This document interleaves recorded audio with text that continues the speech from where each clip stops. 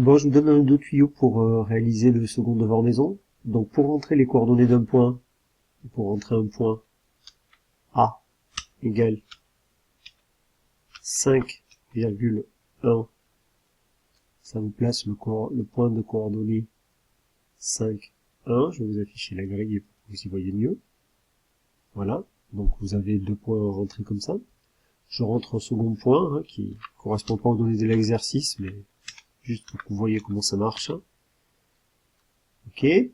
Pour calculer, pour tracer un segment ou une droite, vous allez ici sur la troisième icône en partant de la gauche. Segment A, B, et vous avez ici la longueur du segment. Vous aurez besoin également de créer un curseur, donc ici sur cette icône.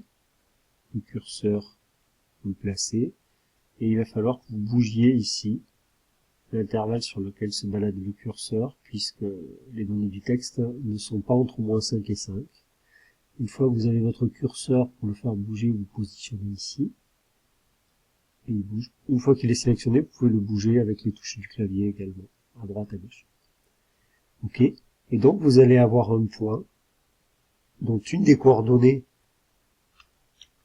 est liée au curseur, par exemple le point de coordonnées 2, A, vous le voyez, il est ici, et si vous bougez le curseur A, le point M bouge également. Voilà, il faudra jouer là-dessus.